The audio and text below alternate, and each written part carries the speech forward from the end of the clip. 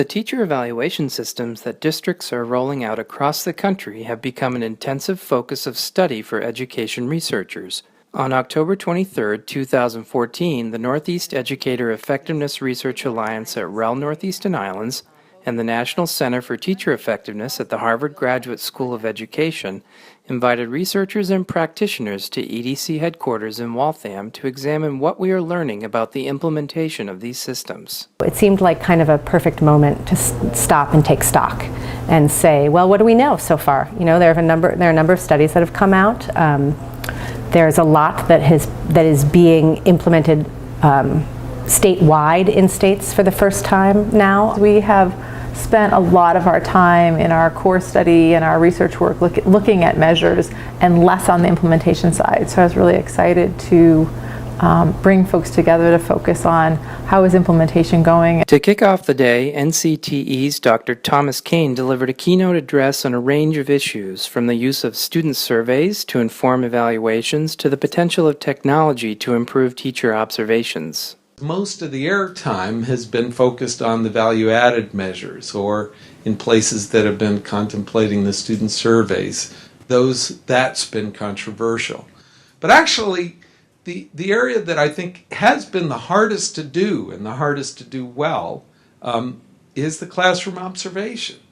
You know, are principals holding teachers to the same standards? A second concern is, you know, can principals handle the added workload? With the help of REL West, Ben Hayes, Director of Research and Evaluation at Washoe County School District in Nevada, has been examining growth measures as a component of teacher evaluation. One of the later projects has been looking at the stability or the reliability of growth measures when you attribute them to teachers or to schools.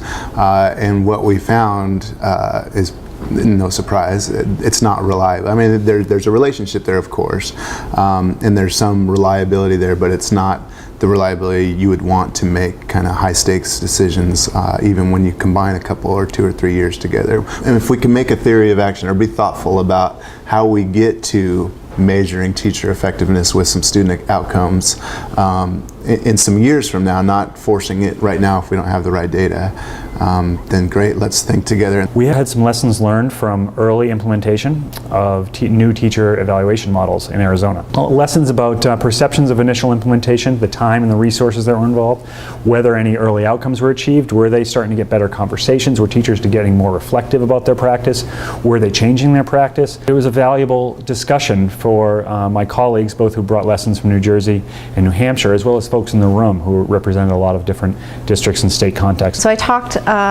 today about 2 studies that have been done in the past 2 summers in Illinois, looking at really principals' perceptions of the teacher evaluation model, the teacher evaluator training they had to do, in addition to specific aspects related to capacity and time. We're talking about hundreds and hundreds of hours that they're spending, weeks on end, doing teacher evaluation. And so part of that, we were also trying to learn a little bit about some of the coping strategies that they had developed and what their needs were. It's to the credit of the event designers to try and inform really difficult questions like that with research data and systematic investigations that will help us answer that and do the hard work of making teacher evaluation data help kids.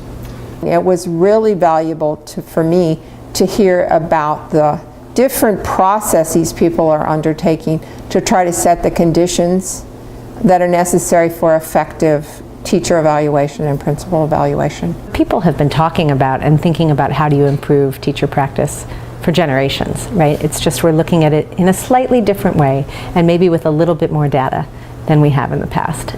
How do we probe more deeply in that direction in our research too? How do we look at how districts and states are using the data? What is that data being used for? That's kind of the next thing I think to explore.